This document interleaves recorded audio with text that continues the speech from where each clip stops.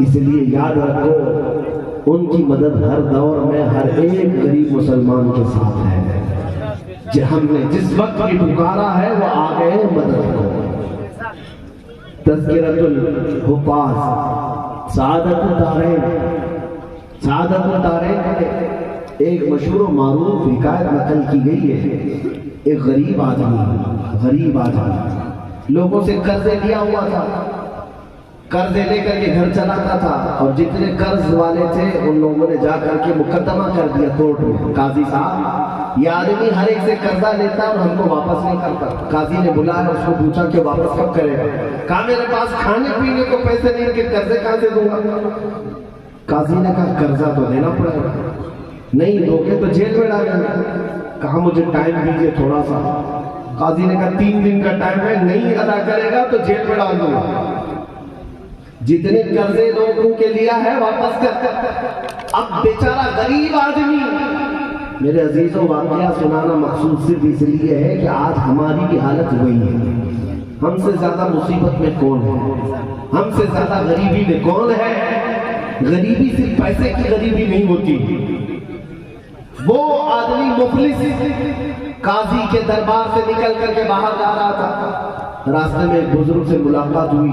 اس بزرگ نے پوچھا کیوں رو رہا ہے؟ سنا ہے کورٹ میں میرے خلاف مقدمہ ہو گیا، مجھے 3 دن کا ٹائم دیا گیا، قرضہ اگر ادا نہیں کیا، قرضہ اگر نہیں دیا تو جیل میں ڈال دوں گا. تو اس بزرگ نے کہا پھر کیا سوچا؟ کہا میں کیا کروں، میرے پاس تو کچھ ہے نہیں، کہیں جا کر کے اپنی جان دے دوں گا یا جیل میں بیٹھوں گا، چھوٹے چھوٹے بچے ہیں اور بیوی بھی ہے، کیا کروں؟ تو اس بزرگ نے کہا گھبرا مت، جا اپنے گھر میں جب رات ہو جائے تنہائی میں حضور کو یاد کر کثرت سے درود پڑھ، کوئی نہ کوئی راستہ نکل آئے گا. اسی لیے کہتا ہوں سنی نوجوانوں، ہر دور میں ایک علاج ہے، ہر درد کی دوا ہے، صلی علی محمد. تعویذ ہر بلا ہے، صلی علی محمد. حضور کا نام. وہ غریب کیا کرتا؟ گھر آیا، رات جب اندھیرا ہو گیا تو ایک تنہائی کی کوٹھری میں بیٹھ کر حضور کو یاد کرنے لگا، رونے لگا. غم غالب آ گیا، رو رو رو کر کے حضور کو یاد کرتا، درود پڑھتا اور سو گیا. سنو، جیسے سویا اس کا مقدر جگہ خواب میں سرور کائنات تشریف لاتا ہے. اسی لیے اعلیٰ حضرت نے کہا ہے جو نہ بھولا ہم غریبوں کو رضا، یاد اس کی اپنی عادت کیجیے. حضور خواب میں تشریف لائے، پوچھا کیوں رو رہا ہے، کیا بات ہے؟ اس غلام نے مچل کر کے قدموں میں گر کر کہا آقا آپ سے حالات کیا چھپائیں، مفلسین نے مجھے مار رکھا ہے، قرضے لوگوں کے لیے دیا تھا، ادا کرنے کی طاقت نہیں ہے، مجھے قاضی نے 3 دن کا ٹائم دیا ہے، اگر قرضہ نہیں ادا کیا تو مجھے جیل میں ڈال دیا جائے گا، میرے چھوٹے بچوں کا کیا ہوگا، میرا گھر کیسے چلے گا؟ رسول کریم صلی اللہ تعالیٰ علیہ وسلم نے اس غریب امتی کی مدد کرتے ہوئے ارشاد فرماتے ہیں صبح اٹھنا، جانا شہر میں، بادشاہ کا جو وزیر ہے وہ ہمارا عاشق ہے، وہ ہمارا چاہنے والا ہے، اس سے جاؤ، جتنی دولت کی ضرورت ہے اس سے مانگ لینا. اس غریب امتی نے کہا آقا بادشاہ کا دربار بڑا دربار، اس کے وزیر کا دربار بڑا دربار، ہم غریبوں کو وہاں تک نہ پہنچ ہو پاتی ہے، اور اگر پہنچ بھی گئے تو وہ ہم سے سیدھے مقامات کریں گے.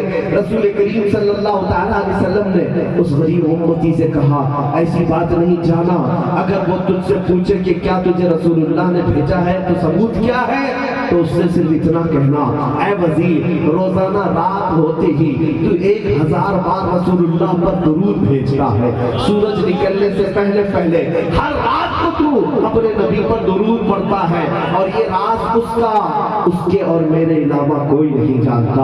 اور یہ بھی اس کو خبر کر دینا کل کی رات وہ درود پڑھنا بھول گیا، تھک کر کے سو گیا تھا، جاؤ اس کے بعد اور اتنی بات کہتے نا. غریب امتی صبح بیدار ہوا، اٹھا، بادشاہ کے اس وزیر کے دربار میں گیا.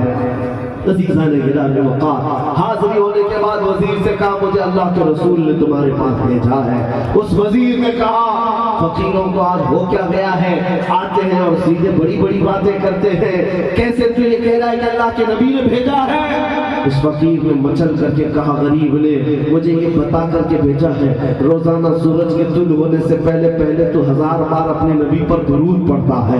یہ بات تیری بیوی بچوں کو تک خبر نہیں ہے, اور کل کی رات تو تھک ہار کر کے سو گیا اور رات کو درود پڑھنا بھول گیا.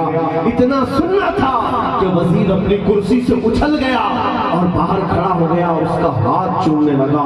کہا اگر یہ بات تجھے پتا ہے تو یقیناً تجھے مخبر صادق صلی اللہ علیہ وسلم نے بتایا ہوگا, اس لیے کہ یہ راز میرا اور آمنہ کے لال کے درمیان کا راز ہے, اللہ اور میرے درمیان کا راز ہے.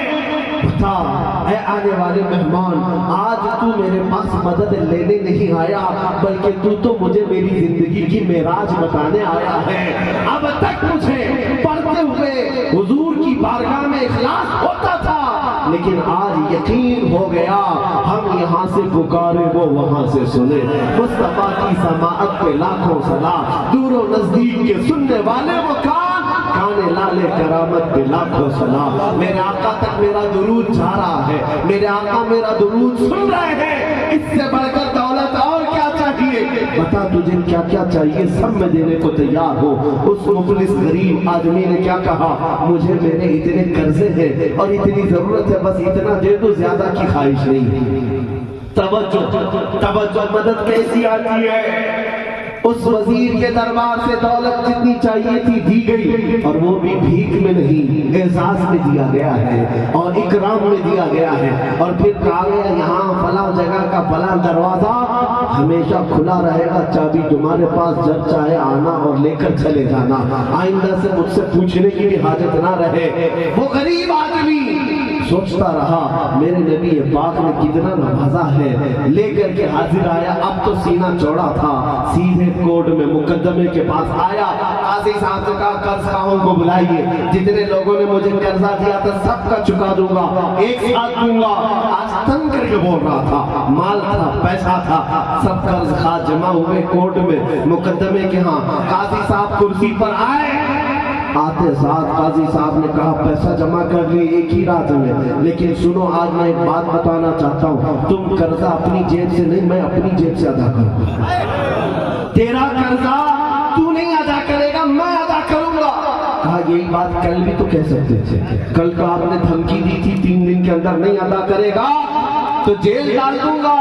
آج آپ میرا قرضہ اپنے ذمے لے کر ادا کرنا چاہ رہے ہیں. قاضی صاحب نے کہا ہاں بات تو صحیح ہے, کل تک تو میں تجھے پہچانتا نہیں تھا, فیصلہ سنا کر چلا گیا.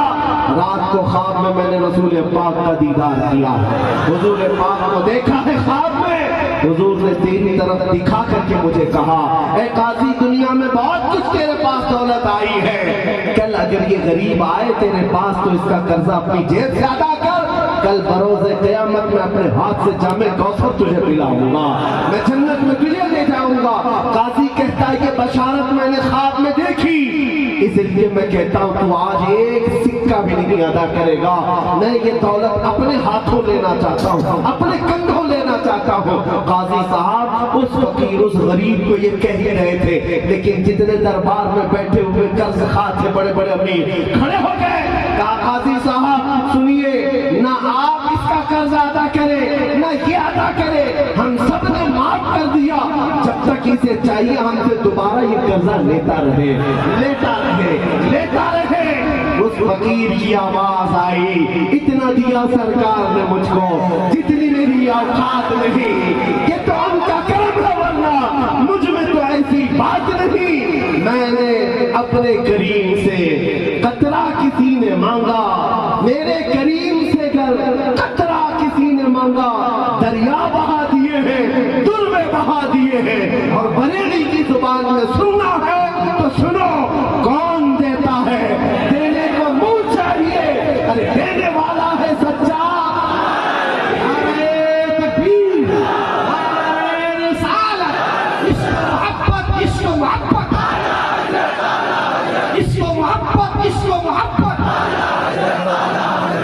اسی لیے میں عرض کر رہا ہوں کہ وہیں سے آئے گی، آپ بھی وہیں سے آئے گے۔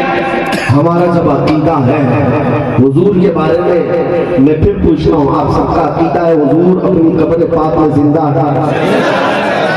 یا رسول اللہ تو زندہ ہے واللہ، عقیدہ سب کا ہے۔ اور بلکہ ہمارا بڑھ کر کے تو یہ بھی عقیدہ ہے ان جلسوں کے بارے میں بھی کہ وہ حضور کی نظروں سے کوئی پوشیدہ، اور پھر پوشیدہ تو ہے نہیں، لیکن سنی اور عاشق تو یہ چاہتا ہے اس پر پلس یہ چاہتا ہے وہ آئیں گے، آتے ہوں گے، ابھی آئیں گے، وہ آئیں گے، آتے ہوں گے، ابھی آئیں گے، یہی سوچ کے ہم نے محفل کو سجا رکھا۔